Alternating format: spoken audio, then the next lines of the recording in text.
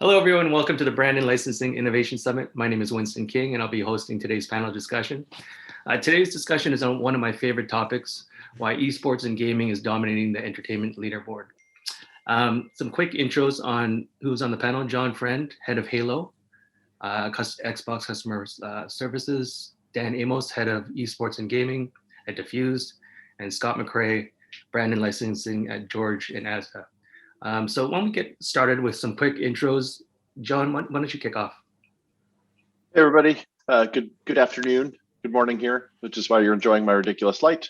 I lead the team that's responsible for Xbox and Halo consumer products globally, based in the Seattle, Washington area. Excellent. And Dan, why don't you go as well? Sure. Hey everyone, I'm Dan. So I'm at Diffused, where I'm the head of gaming and esports. So I oversee the gaming part of the business, looking at developing us within the licensed consumer product space. Thank you, Dan. And Scott? Hi, I'm Scott McRae, mission lead, George Asda for the Lab 16 division, where we look after external brands, partnerships, and our license strategy for George. Excellent. And I'm Winston King again with Epic.gg. We work with games and brands to do collaborations into video games. And so this session, I really want to break it up into 3 sessions. First, we want to talk about the size of the industry overall. Secondly, excuse me. Secondly, we want to talk about basically the hot topics of this session, and finally we want to speak about the overall scope of the industry and where it's going. So when we start out with, obviously the pandemic has hit and created a big change in this industry. How do you think the pandemic has changed the overall scope of esports? Dan, why don't you kick it off? Sure. Yeah. I mean, I think the pandemic has changed a lot of things, but one of the things it hasn't changed is gaming and how much people love gaming. And when you look at the world of esports, actually the stats show that it has actually increased. So the engagement level of gaming has gone up, and with that comes the engagement level of esports. And so when people felt that going to events is no longer possible, you're going to see this decline, all that happened is it just went online. So more people started watching streams, so streaming increased. More people started getting engaged. Grass sports, esports increased. So people just began to engage with gaming even greater than they do now. So if anything, I think the pandemic has done a lot for the industry of gaming, and certainly esports as well. Definitely. I'll jump in there, Dan. So when we look macro at the gaming industry as a whole, the trends were towards gaming growing significantly. And what we've seen in the last 12 months is it's just accelerated. So it's accelerated trends that were already there. And that at a really macro level, gaming is the largest, and it's also the fastest growing vertical in the entertainment and media industry now. I have some of the rough stats just scribbled down on my Post-it, but gaming's over 200 billion, and the next closest at an industry level at around 186 billion. So there's a significant gap there where we've really seen a continued shift or an accelerated shift, but this is not something that happened last year as a result of obviously terrible circumstances. It's something that accelerated. I'm fascinated because I know our strat planning people are freaking out because they're trying to figure out, okay, do we go back to normal? Does growth slow for a year or two? And if anything, what we've seen is it's actually been more like a stair step, where there was an acceleration of growth, we stair stepped up, and now actually we're continuing to grow off that same level. So it's exciting times for us, selfishly. So really excited to chat about it with y'all. Yeah, definitely. We're seeing some incredible stats from 2021. And what was surprising to me is these other markets. So the Southeast Asia, we see that Vietnam has the highest percentage. 97% of people consider themselves gamers there. Nigeria, surprisingly, was number 2, and Philippines number 3. How do you guys see those markets affecting your guys' strategy? And why don't we start with Scott in terms of retail? Well, our limitations of where we retail probably wouldn't impact those markets as much, but certainly what we see is continual trend. And I think essentially a lot of this boils down to popular culture. So to kind of echo what John's talked about, it was a trend that was already there. We'd seen it begin to accelerate, and it was already big, and it was bigger than people realised. But the pandemic helped validate it as actually it's a good thing. So I think what has happened, the fear of video gaming has been dispelled. And I think if you look at some of these emerging markets, video game would have been demonized in the same way that it was demonized in our markets, that it's bad for kids, it's not good for them, they're not socializing. And actually, I think what the pandemic has brought is kind of an acceptance that actually kids are socializing, but they're socializing internationally. So I think, the kind of lessons, if you like, is they're kind of coming from a smaller base and accelerating and catching up, and probably may even go beyond in some cases where we already are. So I think it's about the dispel of the kind of demons of gaming and oh, it's a bad thing. Mm-hmm. Yep, definitely. That's really interesting, because I think you see, I think the fact that families were at home, obviously, quite a bit. I think you saw a lot of parents seeing their kids socialize through gaming, and started, and actually, you're right, Scott. I think that's super fascinating. I think a lot of my friends who are my friend groups that are less game inclined, I saw them talking about how healthy it was in a very different way. So you're right. I think it helped dispel some notions and really democratize some aspects of it, which is great. And it has created, I think, the toolkit, just like what we're doing today. It's created places for people to engage even more. So I think it's super exciting. That 96% or 97% number, Winston, is insane. But the number of people like worldwide, and we've been reviewing some of this stuff recently because our fiscal year turnover is July 1st, so all the planning stuff happens. We're looking at over 3 billion people worldwide who play games. So then the number of people who engage, it's not a slice of the market, it is the market. Mm-hmm. Definitely. And some other stuff, interesting stats. 74% of parents think video games are educational for kids. Mm-hmm. And you're starting to see games like Roblox get into the education game of it and really hone in on this big part of gaming, which is 100% a very important part as we go forward. I mean, to that point, you make about kind of social interaction. If you think people were starved with social interaction during that period, and so I love the idea, that people look at it and go, this is actually a healthy medium, because it did have this kind of fearful exterior of like, oh, video games, it's the the root to all evil. It is something that has given us this social interaction that we've been missing. And I don't think that's going away. I think it has accelerated it. I feel like this is rocket fuel to something that was already, blasting off as it is.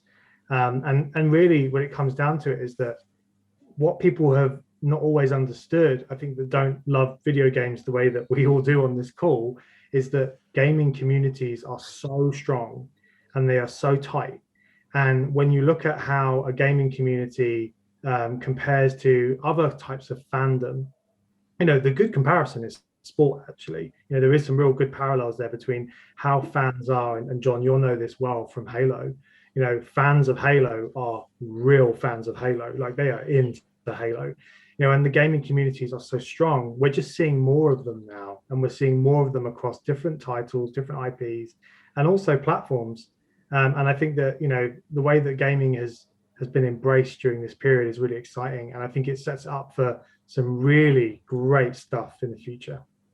That's a great point, Dan. And so, we always hear about esports. It's obviously, it's huge.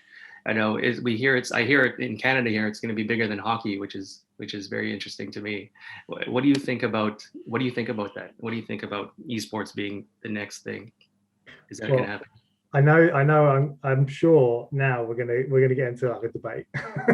But what I will say is, if you combined all the different esports together, yes, it's bigger than hockey. Like, if you combine all the different platforms, the different titles, the different genres that are considered esports is gigantic. But maybe one in its own entirety, one particular genre, it's hard to say that that's bigger than any one particular sport. But esports is funny. people have debated for a while now, is it a real sport? Is it a real thing? That debate has been had. Like, it's too late. It's already like, yeah, the horse has bolted. It's happening. You know, people are showing up at the venues, they're watching the streams, they're being a part of the communities.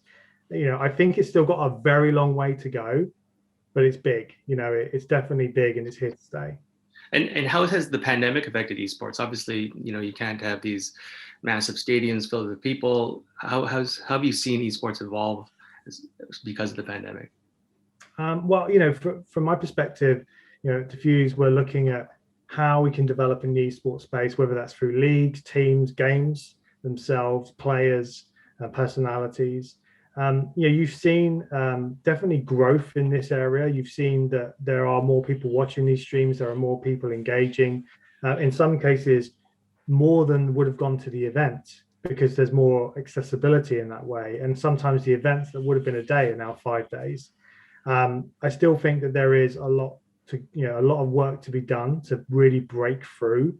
But we're not far away from that. When you look at now, you know, UK, so I'll talk about the BBC. If you go on BBC iPlayer now, you can watch League of Legends streams today. You can watch Esports League of Legends streams on the BBC.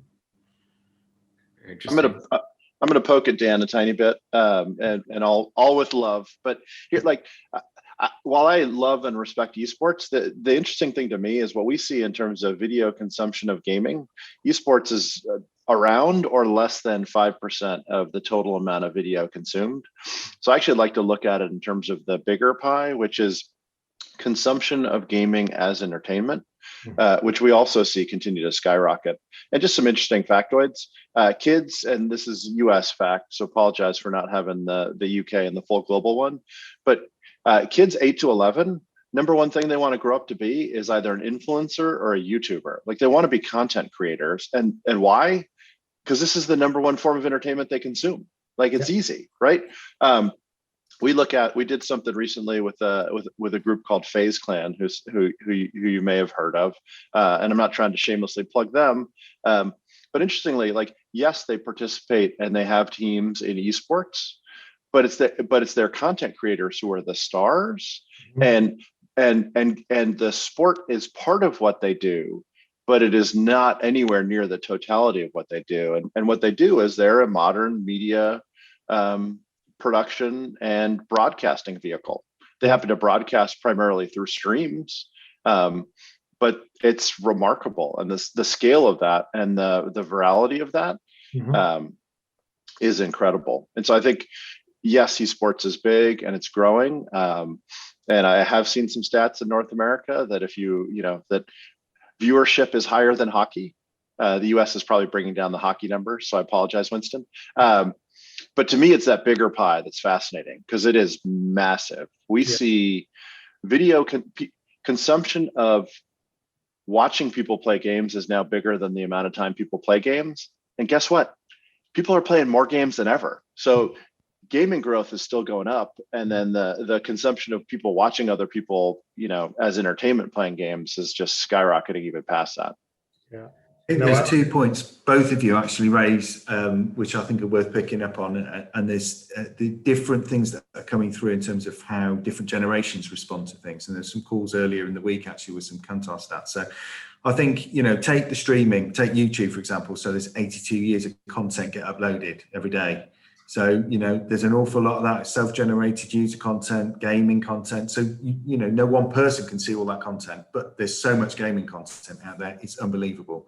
You know, properties like Minecraft dominate a lot of that content. So they're one of the most viewed gaming content vehicles, if you like, I suppose, as a gaming vehicle. But then an interesting kind of caveat to that, and what's coming through, is kind of Gen Zs. 2/3 of them want to have more experiential time. So yes, they're happy to kind of consume all this media, but actually there is something coming. And I think this is potentially the post-pandemic piece, is they are starved, and they're getting some of the socialization universally through gaming or networks, but actually they are craving more value in experiential things. And I think that's where potentially there's a real sort of on the horizon boom behind esports, where that becomes a come together event, or there's event led things, and you can see the growth of esports businesses. You know, people like Gfinity who are kind of really moving and doing some interesting things in that space, around particular properties. And I think both are growing, and that kind of echoes the point that this is big. However you look at it, in totality, it's enormous. Yeah, Yeah, I mean, it's an interesting point. sorry. Sorry, just real quick. The average age of gamer, another quick stat, which was surprising to me, is 35 to 44, which most people think video games are for kids, but obviously that number states otherwise. How does that affected you guys in terms of, I guess, marketing and licensing to, with that in mind, how does that affect George, for instance, Scott? Well, I think it's an interesting one because, I was in a previous business, and a fashion business, and we had an average age of about 35. But the reality was the average wasn't that. Then nobody that age walked through the door. What you had was a load of people one age coming through the door who were much, much younger, and they were maybe coming in and buying their prom suit, and a load of people who were older. And actually the average didn't represent the reality. So I think there's some stuff in there, and I think there's probably also a mix in there of kids who lie about their age when they're registering the content for the game, and maybe on their parents' account playing games. And I will admit it, my daughters have played Grand Theft Auto before they were 18. So but they would go on shopping trips with their mates on Grand Theft Auto, and it might be the gun store, but actually that for them is what they were doing. So I think what we see is a really interesting dynamic now, that it's a kind of family thing. So again, if you think about who are the biggest family properties out there, it would be something like Disney. Yeah, so Disney's a really big partner of ours. And what we've seen over the last few months, and we've actually seen a few times where we've had our gaming proposition in full swing, it's actually outsold Disney. So we've got things like Nintendo, which are very family friendly. There is some of those properties are nearly 40 years old, so there's a broad appeal in terms of retro. And you've got kids playing Sonic who see Sonic as a really new property, and you've got people who are adults and grown up and remember the kind of nostalgia of Sonic. So I think we've got nostalgia playing into all of this as well, and that is that's what's playing a really broad categorization of the appeal of gaming now, I think, that we've never really had before. That's amazing. Yeah, I love that. Actually, the multi-generational thing I'll hit on briefly, because it's fascinating. The Halo's turning 20 this fall. A lot of the Nintendo franchises that Scott was mentioning in their 40s. So the number of people sharing their love for these characters and franchise in the world with other people is remarkable. And we're getting to the point. We were on the call with one of the two large scale retailers in the US yesterday, and we were specifically talking about how do we audience segment and communicate, not just to target the sort of the core audience for a product, but also the gifting audience, and particularly the grandparents, because we assume this is going to be a highly giftable grandparent targeted product. And so it's remarkable how everyone's assumptions and acceptance of this have really broadened. Because I think Scott's right. When you see that kind of power, it's more about the understanding of it having caught up to the reality of it than it is the reality having changed. Yeah, the lines have definitely been blurred. We're fortunate at Epic to work with 250 plus games, and we get to talk to all different games, all the way from indie games all the way up to some of the biggest games in the world. And they often tell me the same thing about when I ask about their demographic. It's very family oriented, and they'll have their moms playing, and then they'll have a big section of their kids. So you really have this disparity. But nostalgia plays a huge effect. We do virtual concerts, and a lot of these bands, our favorite bands, are having their 20th anniversary, 30th. And so it's very interesting to these different IPs together and do fun things. Mm-hmm. So yeah, so I guess kind of phase that is, in esports, and this is a question for Dan, we've tried to, because of the pandemic, we've tried to make esports a little bit different. We try to have them in virtual worlds. And this kind of gets into our the final section of our discussion, NFTs and metaverse.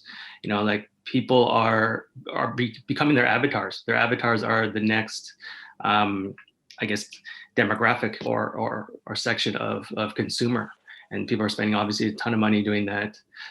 What do you guys see with that, Dan, in terms of esports and metaverse? Yeah, I mean, I think it's a fascinating topic that is getting a lot of attention right now at the moment. I know you and I, Winston, had a very good conversation about this not long ago. I think it's going to certainly be something that will settle a little bit from the craziness that's happening right now. But certainly it's here and makes sense to kind of be adopted by the world of esports, but also gaming generally. Because if you think about, digital items being purchased is not new. That's something that, and John can speak to this, that Xbox has been doing for a long time. And if you think about even just owning the digital rights to the game that you're buying rather than the disc, that's something that's not new. But what is, I think, interesting and new and potentially, is where it starts to explode, is where you take something that is cosmetic that you buy in a game, that you could do that today, but something that's transferable through iterations of that game. So you own that, and you own that forever, and you own that, and it can be reused or traded. If I think about the number of skins in games that my son buys that will then just disappear when he then moves on to the next iteration of the game, and they're not transferable. I think that this stuff is going to become more transferable, more tradable, and then it becomes worth money. At the moment, we're kind of seeing how this is, beginning, certainly with cryptos as well, in the way crypto is being adopted. So I think it's exciting, and I think it's certainly going to become a bigger component to all things gaming, not just esports. Definitely. Yeah, at Epic, we look at NFTs as a bridge between the real world and the virtual world. Yeah. And we work with different kinds of IP where, for instance, I'll give you an example. They wanted to create 250 dolls of their favorite character, and they wanted to authenticate that they were indeed 250. So we made them 250 NFTs that were basically the virtual version of the doll. Mm-hmm. And then so in that doll, once you own that NFT, you also got a code that you could use that doll in a game and unlock that character. So it kind of ties the whole thing together. And so with that being said, we always try to bridge the real world and the virtual. So games like Halo, obviously very games that would we think would be perfect for this kind of thing. And then of course retailers like George, we can like tie all those things together. Mm-hmm. So Halo, go ahead, John. I was just going to jump in and say I like, to me, one of the macro points here is how much time do you spend in a game? And it varies game by game. But so on average, we see people engaging 20 hours roughly a month in a game that they love. 20 hours. Like, again, I came out of the entertainment industry before. So the entertainment industry comparison would be, Game of Thrones season just dropped. That's the equivalent of watching that same season twice. That's crazy. Per month. Every month, because it keeps going. So the idea that people would want to own and what they do and accomplish and who they hang out with in that world, that they get to have a part ownership of. In effect, they're the stars, right? When you're gaming, you're one of the stars in the movie. You're one of the stars in the show. You're in it. You own it. So the idea that you would want to like have some ongoing ownership of that going forward, I think to me makes perfect sense. I'm going to poke at you again, Dan, because I love you. Dan immediately goes to the crypto point, but to me, the key thing about where this is going, like, it's not crypto. It doesn't have to be crazy, like technology barrier. It's really just about owning things, and it's really about, to me, it's about the ownership economy, and that's really a continuation of what we were talking about in terms of streaming. Mm-hmm. It's, as a fan, I own part of this. I'm part of this.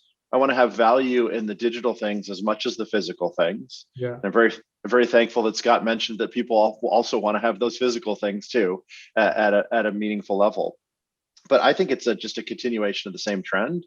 And I think it is a meaningful, again, technology stair step forward, but it doesn't have to be a scary one. It basically just says you as a fan have more ownership of the massive amounts of times you're spending in these worlds. Yeah. And it goes back to content creation, as you say, John. People that are creating their content, owning their content, people want to be content creators, whether that is physically making, a piece of art, or whether it's making content that they want to stream and show. It's amazing how this whole thing ties together in one kind of big picture. It's very true. And, we're probably fortunate to grow up in like the time when we saw that bridge, right? Like the 80s, 90s, let's say, from the first consoles to now what we're seeing. And then our kids, how they interact with play video games, completely different than when we did when we were a kid. And the stars are different, right? They're influencers, they're YouTubers. We were putting quarters into video games, arcades when I was a kid. Now I'm, spending $20 a month on Robux. So it's completely different in how they interact. And I find it very interesting that all these things tie together. And I'm sorry, Winston, at some point you'll just have to mute me so I stop talking. But so your arcade analogy is perfect. Think about it from a technology point of view. You used to have to go to a place where they physically could afford to create a machine that was powerful enough to run, a Pac-Man or Galaga, or I'm dating myself here because I loved Galaga. Now, like we're at the point now where we're seeing a future not far off at all.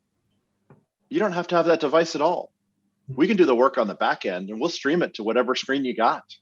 So you can hang out with your friends or play your games or own your things or stream or just be present and get ready for something you're going to do with your friends that evening from any screen. You can walk into a hotel room. You can play them on your phone. It's really remarkable the access that people have to these worlds too. And I think that is going to continue to accelerate some of the trends we're talking about today. Yeah, those trends are definitely. Go ahead.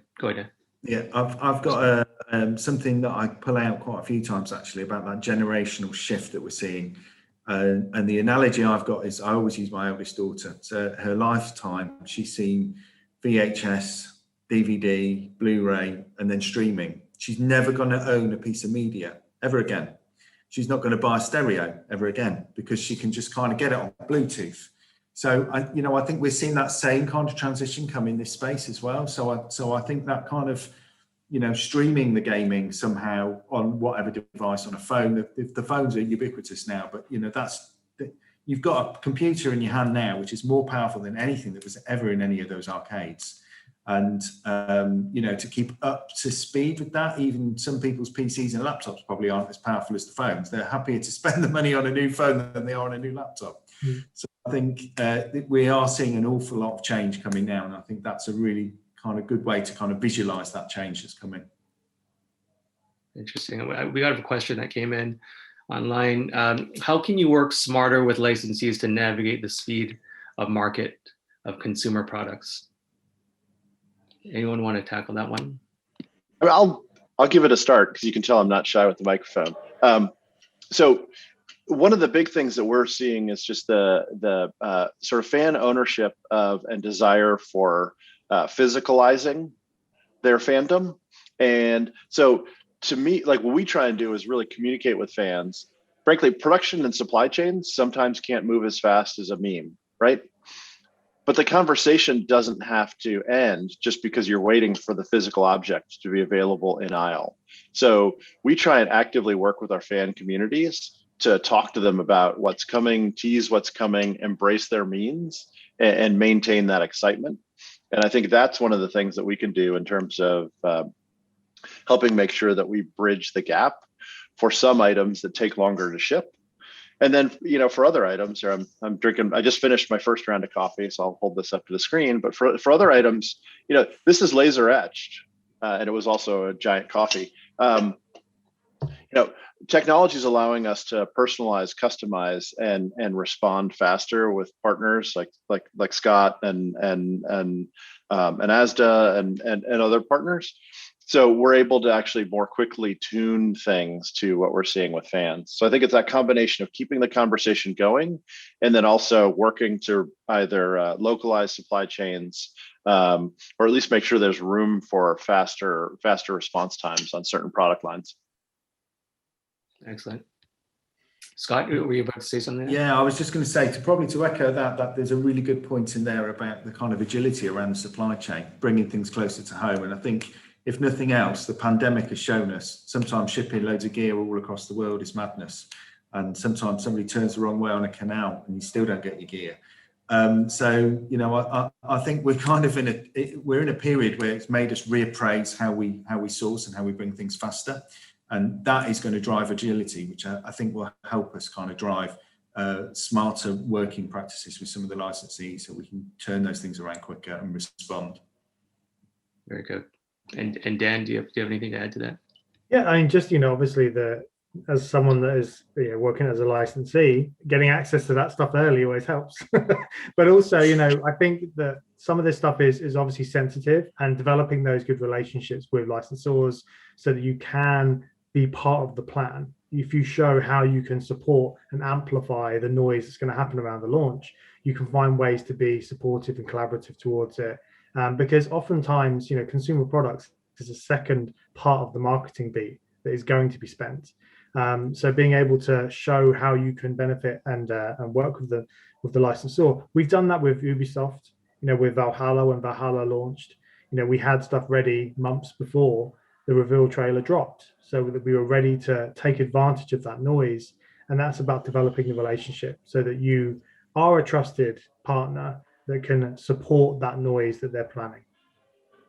Yeah, that's a very good point. And with us, we do NFTs with licensors and brands, and it's a good way to, like I said, bridge that production gap where while you're waiting, it's much faster, obviously, to create something digitally than physically and ship it. Mm-hmm. And so there's another question about NFT. How can NFTs enhance big gaming blockbuster moments like new title launch dates?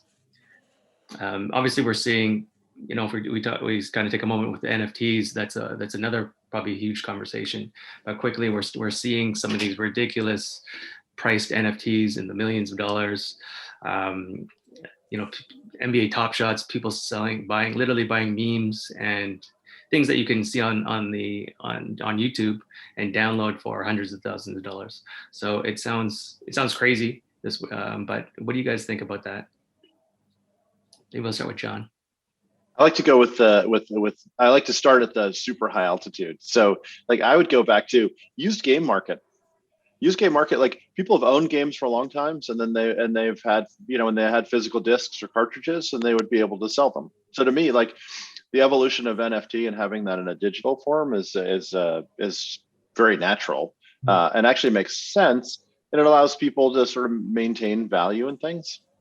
So, you know, in terms of big blockbuster moments, to this question specifically, I think there are a number of approaches, and they can be that ultra rare thing that people chase and gets people excited, or it could be those things that are broadly available and accessible, and then it's effectively the idea of like a trading card. You own it, and then you may have a rarity where you get that one thing, which again is a moment for you as a person to celebrate, stream, post. You know, it basically brings fans into that ownership conversation. So I think there are a number of strategies you can take, and I think it's really a natural evolution of things that have existed for a long time. So I think it's just an exciting additional tool. But I do want to say for folks, you know, on the, you know, listening on the other end of our green room here, we're seeing that people's desire to physically, they're spending a lot of time in these digital worlds, but their desire to then physicalize those memories and those connections is as real as ever, if not more so. So an NFT is, to your language, Winston, help bridge the gap. If there's an interesting NFT that goes with this physical object and allows you to sort of have value in both places, all the better.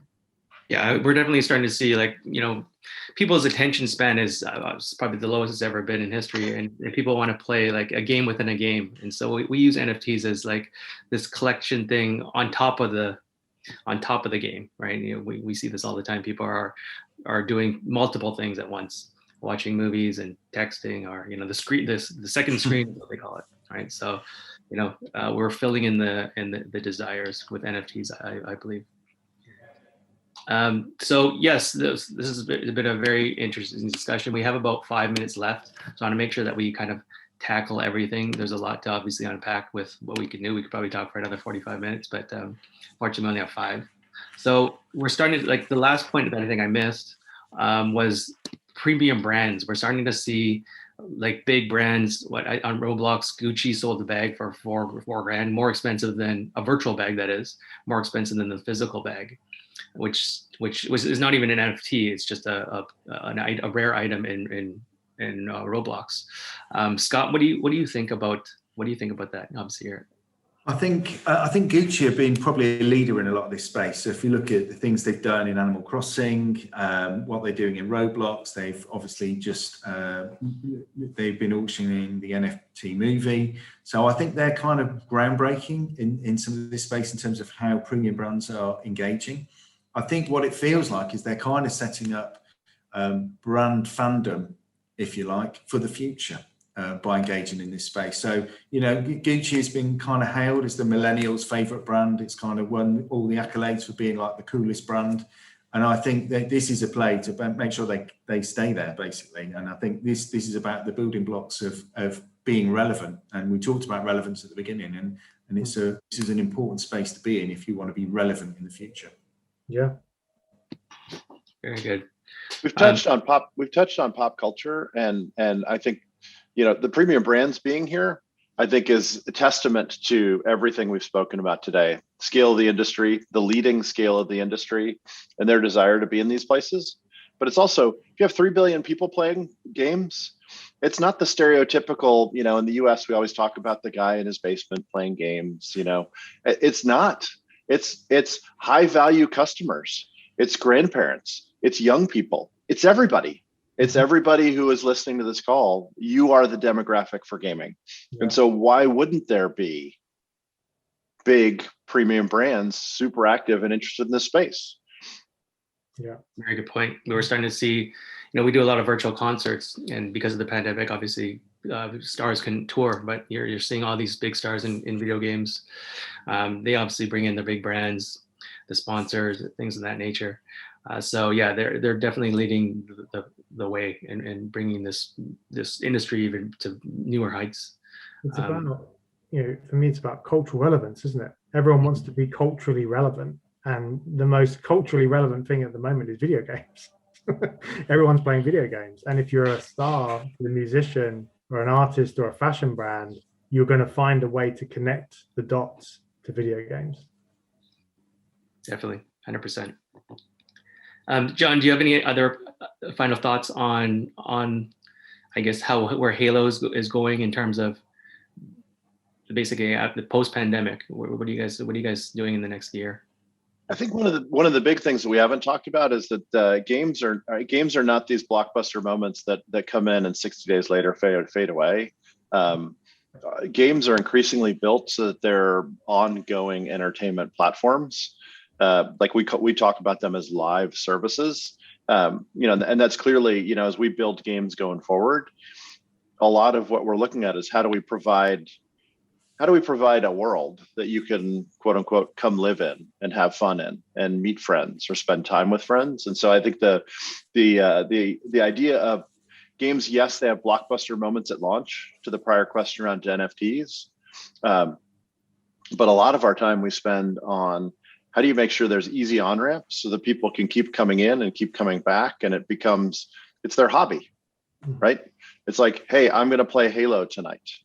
It's not, oh, I'm going to play Halo when it comes out, and then that's it. It's like, no, that's where I hang out with this set of friends. I'm going to bring them over and like, hey, Tuesday night's going to be Halo night, and hopefully Thursday night can be Halo night, but it's that ongoing thing. Very cool. Yeah, they're like I said, people are spending 20 hours a day playing these games. It's absurd in terms of that. And so obviously where people spend their time, they're going to spend money. And we're seeing obviously the stats that about 5 to 10% actually spend money in these free to play games. But obviously when these games have hundreds of millions of users, it becomes a monstrous number. And like I said, everything is microtransactions. They're spending $7, $10. But it adds up. It's a ginormous industry. And so final thoughts, we have a couple of minutes left. Is there anything that we have not just talked about that you guys want to bring up? I know we covered a lot of topics today. But in terms of any other points, I know that we touched on the retail, we touched on the esports side of things. Is there anything else, any final thoughts there, Dan? I just think that, you know, we're at a really exciting point in kind of gaming where you're seeing whole new generations of console, whole new genres, you know, whole new platforms, ways of playing, and that couldn't be more exciting. And I think to second guess now on gaming is a mistake. It's culturally relevant. It will continue to be culturally relevant, and there couldn't be a better time to get involved in it. Great point. Great point. And Scott, any final thoughts? I know from the retail side of things, it's very interesting for you. Absolutely agree with what Dan's saying there. I think, you know, basically it's grown up and it's accepted, and I think it's, you know, it's definitely made its mark. It is mainstream and it's here to stay. So I think it's about demystifying it and embracing the fun, really, essentially, that it's going to bring. Very good point, John. Final moments. We got a minute. I'm just writing down what Scott said. I love it. I love demystify and embrace is going to be my theme for the day after I get more coffee. Yeah, that's a good point.